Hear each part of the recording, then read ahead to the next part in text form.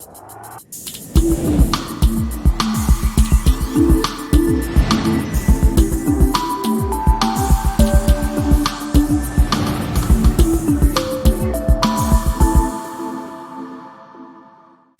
welcome to the Podcafe. I'm Roy Bassnett, and today we are speaking to a man who is an integral part of an organisation known as the Royal Court in Liverpool. Very successful operation it is as well. And you'd think he'd be content with just that role, but no, he wanted to add playwright to his CV, which he's done with this wonderful performance of Bingo Star. That's what it's called. We're going to find out about it right now by speaking to him. It's Iain Christie. Hello, Iain. Hello, Roy.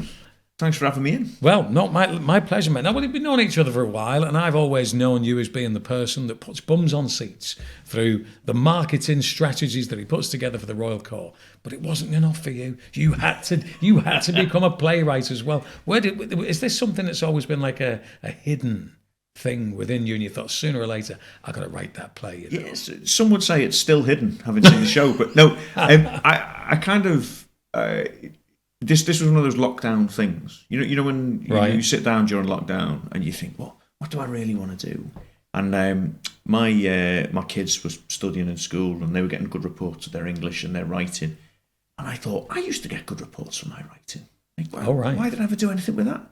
And so I did a free theatre, a playwriting course that the Royal Court offers. I did that over lockdown and ended up writing a play. It wasn't this one, it wasn't Bingo Star, but it's sort of, I thought, oh, I can actually do this. Because I think there's a lot of doing anything is about having confidence in yourself, and some would say too much confidence, but having confidence in yourself. So when I started doing the playwriting course, it did make me think back to when I was a kid, when I was a teenager, and the sort of what you want to do when you grow up, and writer was always in the mix there.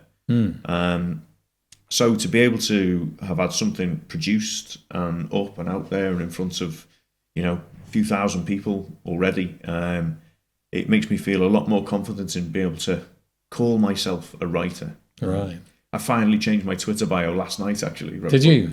Right. Writer of Bingo Star. But is it one of them things when you bump into somebody and you've never met them before and they say, "What do you do for a living?" and you'd almost feel a little bit guilty, I would have thought, to say, like I've done it with I'm work on the radio, I'll do a podcast or something like that. Oh, I'm a writer.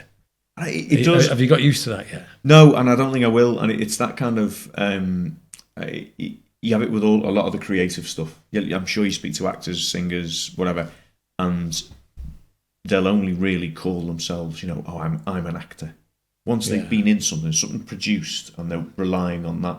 So now that I've had something produced, I think I can say, I wouldn't say I was a writer. Do you know what I mean? If someone said, "What do you do?" I'd say, I'm the marketing guy at the Royal Court. By the way, I wrote a play. It's still more of that. Yeah. Because I don't think until one day once it's been made into a film in Hollywood, Bingo Star the movie. All right. Yeah. As part of a successful franchise, then maybe then I'll start saying, yeah, I'm a writer. But it feels great, but it does. There's definitely something about the British psyche, I think, where you don't want to be seen to be showy. You don't want to be seen to be oh, this is what I do. It's like, is it what you do? But I like it, and the other side of it is as well. There's plenty of writers out there who call themselves writers, who sit in cafes just tapping out screenplays that will never exist. And good on them for do you know what I mean? Doing what they want to do. But yeah, I've met a few over the years who kind of go, "Oh, I'm a writer," and you kind of go, "Oh, what have you had produced?" "Oh, well, nothing produced." Nothing really. Yeah. If you had anything, a book in print, no. Okay. So it's kind of aspiring writer. I think maybe I'll put myself in that category. But you're a performed. No, you're a performed writer, aren't you? This is the crazy thing, and I've been working at the Royal Court now for about 20 years, and there was definitely those contacts and that that closeness to the organisation was an enormous help. But what I would say is we're always looking at the Royal Court for new writing and new scripts and new ideas, and the idea behind the show was solid and good, and it was a slightly weird idea for a show, and that's kind of what hooked the producer in. So what about when this actually came along? You had the idea.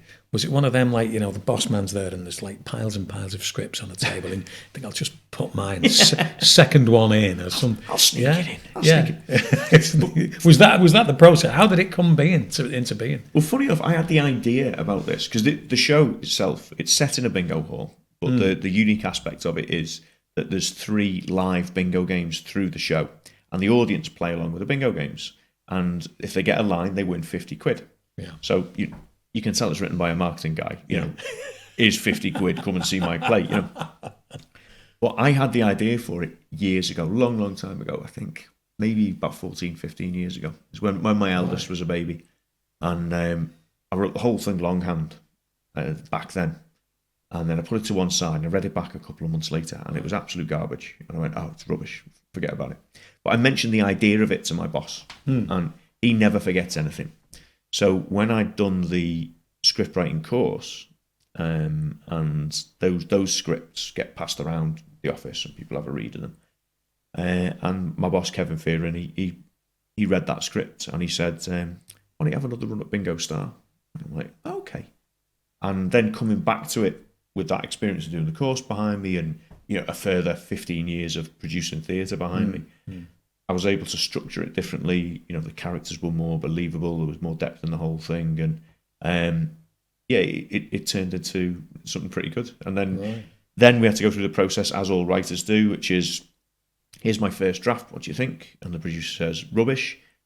Take that out. Change this. Don't do this. Do this instead. So you then come back with a second draft, with all those changes made. And then he went, well, okay, yeah, this is looking good. One more draft if you change this and this. And it was like, great, we're going to give it to a director. It's going to go on sale and go. Right. And then the rest of the process is with the director, Emma Baird, who's absolutely brilliant. And we sat there and we went through it and she came up with some brilliant ideas and how she saw the show going. And you have to then tailor and change the script as you go along. And it ended up being in a pretty good place when we took it to rehearsal. Give us a rough outline as to what the story is, without any spoilers, of course, giving too much away. Yeah, well, it's set in... The club is called Bingo Star. A certain Richard Stark, he used to go there with his gran many years ago and stole his name from the club, so his name's mud in the club. But the bingo caller, Arthur, he's in his 70s and he's very set in his ways. And what he is refusing to acknowledge is that bingo isn't as popular as it was. So the club's in trouble, financial trouble. And he runs it there with his daughter and his granddaughter. And then this guy comes in out of nowhere from the council, Tony from the council. He comes in with big ideas about a new shopping centre that will bring loads of footfall to the area and help Bingo Star out and how that can help. And it sort of as it goes on from there, but there's an element where they need to raise a good chunk of money to pay off a load of debt to make it work. And so they pin their hopes on the £1 million national game at the end of the month, which is the end of the show. And that's what all their hopes are resting on as the show starts. Yeah. And was there an element of, in order for you to get the feel of this right, that you had to visit a few bingo halls as well, or was that already a pastime of yours anyway? Well, I wouldn't say I was a bingo addict, but when I've played bingo, it's always been sort of social clubs, end of the pier, fun bingo, where there's loads of people in who've not really played before, and the bingo caller does all the little calls, and everyone's having a laugh and staying on top of it. And as a part of the process, I thought, well, I'll go to some proper bingo games and see how it's played. And so me and the director went to a couple of the big chain clubs. You don't mess about in those clubs. No. It's a very serious pastime, bingo. Oh God, yeah. And the callers just rattle out the numbers, and no funny calls, no relaxed. Hey, it's just 1 and 6, 16, 4 and 5, 45, 2 and 3, 23. Yeah. With your dabber flying up and down your card. So weirdly, once I'd been to a couple of those clubs, what it really taught me was that Bingo Star isn't one of those clubs, Right. So I did more of the, as I say, the end of the pier stuff, the kind of the fun aspect of bingo. Because the audience, there's lots of people in. Some of them will never have played bingo. Some of them will have played bingo on their holidays. Some of them would be hardcore attenders, but I wanted it to be open enough that if you've never played bingo before in your life, you can come along. Yeah. The rules are explained. You mark your card. Well, this is the thing, because within what you're doing, there is this interactivity where you actually do play bingo during the course of this show. And Shay Burnley, mutual friend of ours, decided to take his mum to go and watch it. Of course, when they're going in there, they're like, looking forward to a night of theatrical entertainment. And she said it changed a little bit when the bingo started, because all of a sudden they're like, 50 quid. Oh, yeah. And you can see people are like, I'm sweating it, I'm getting close and all of that kind of stuff. What I thought was funny, what it does take from the normal bingo clubs that you go into, and I didn't really think about this when I was writing it, is that at the first game, someone wins a line, and the rest of the audience go, "Way, well done, Roy's won a line. Isn't that great?" Game 2, Roy wins a line, and they go, "Oh, well done, eh? Well done, Roy." Again. And then game 3, whoever wins the line, you can hear people going, "Oh, for the love of he must know someone in." Exactly. You know what I mean? Rigged, it's fixed. And it's like, it's not, it's entirely open. But what I didn't realise was that, we have 900 plus in, some of the shows. Wow. All that means is that's 897 of them are going home having not won. So, forgot about that. Yeah. But it is, the difficult bit, and I think Emma, the director, manages this really well, is getting in and out of the bingo games. So getting into them, I was pretty sort of set with, there comes to a point in the show where it makes sense for a bingo game to be played. So you come out to the audience. We wrote a little jingle, to introduce it. The bingo machine appears, and all of this, and you can then explain the rules, and you're in, and the audience are playing. Getting out of the bingo games, we needed to do the same again with like a music sting and all of this. Yeah. Arthur, the caller, addresses the audience. Okay, that's it for now. We'll have another game in about half an hour, so put your dabbers away. And because then, once you're straight back in, it's straight back into dialogue in the play. So if you're, the lights come up so you can play bingo. So we just need a bit of time. We bring the lights down and let everyone settle, and then we can get on with it. Because otherwise, you'll miss, not vital plot points, but you'll miss bits of dialogue and bits of the play. So what was it like? Your first ever performed piece, and you're going to have to watch it. Night 1. What's your emotions like? Where's your head at? All over the place, and like the Oscar winners, everything everywhere all at once. That's where it was. But I'm generally quite a laid back guy, so I thought early on, well, it's too early to get nervous. And then as we got closer to it, I thought, wow, it's too late to get nervous now. Right. So I thought, I'll do all me panicking 15 minutes to go before curtain up on the first night. And that's when I did it. I sat there and I thought, all these people are in here. And you've done 4 weeks of rehearsal at that stage. So anything that was funny in the script is no longer funny, because you've heard the gags 60, 70 times. Everything that made sense in your head no longer makes any sense. You've watched the dress rehearsal and you've gone, well, that's not funny. I've got no idea why he's doing that. Why is she wearing that hat? All of this sort of stuff. That's all that's going through your head. And then the show starts, and you get to the first gag, and it gets a laugh. And suddenly, just absolute relief was what washed over me on that first night. And it's brilliant because I get a buzz off making 3 people laugh in a pub, or making one person laugh in an office. So to have literally hundreds of people laughing at jokes, it's just an amazing kick. Amazing. So is it done now? Is that it? Like I've done what I wanted to do. I've written the play, or are you thinking, right then, okay, might have to get on the typewriter later on. Typewriter, listen to me. Might have to go up one of these. Like I always remember speaking to Dave Kirby. Oh yeah. And Dave is the most down to earth fan who's done many a show at your place. And I said, I couldn't get hold of you the other week, Dave. He said, I went up to the Lake District to write my next thing. So is it going to be one of those, like, I'm going to go and find some outreach somewhere, some little remote part of the United Kingdom, somewhere at the Orkneys, to write your next production? Is that what's going to happen? What's the next step in your writing career? For this one? I do need a writer's retreat. I look forward to explaining that to the wife and the kids. So, I'll be gone for 4 weeks soon a bit.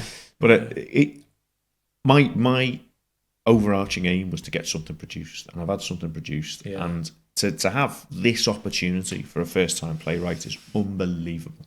Like it just doesn't happen. I was chatting to a couple of other writers, very successful writers, and one of them said my first play was seen by 3 people, and that was 2 of them were in the cast. Okay, so it's.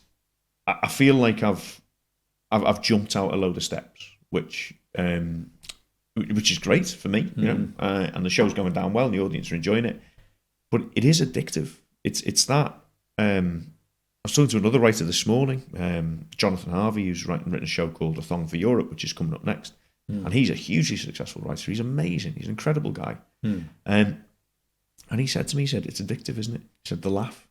And I said, you get that. You can't purchase that emotion, can you? And I think that, talk to comedians as well, and they'll say, it's worth schlepping up and down the country, going through service stations at 2 o'clock in the morning, because the laughs you get when you're on stage. And that's the thing that's really, really made me go, do you know what?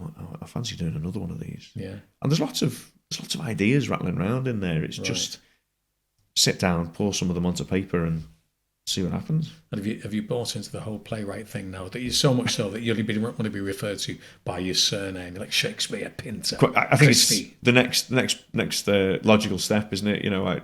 Sadly, you've caught me without my cravat. Oh, I know, yeah. I popped the beret on the coat stand over there, But it is. I think that's it. It's the idea of the writer, and I know loads of writers at the theatre, and they're all great people. They're all really cool people, and they don't fit this kind of the stereotype, but. It does sound pretentious, doesn't it? And it's that. It is. It's like if I was able to have it stamped to my passport or whatever, Yeah. What does he say? I write for theatre. But it's. I don't think I'm going to fully lean into that until maybe after my 20th or 25th play. Right. Maybe that's the point when I can start turning up on a bicycle with bizarre colours on. I know it's going from strength to strength at the moment, and the reviews are fantastic. Everybody that's going to watch it is coming back saying, what a great night out. Tell us a little bit about the run. When does it conclude? It runs through until the 8th of April. That's Easter Saturday. It's on at Liverpool's Royal Court. You can get tickets from liverpoolsroyalcourt.com.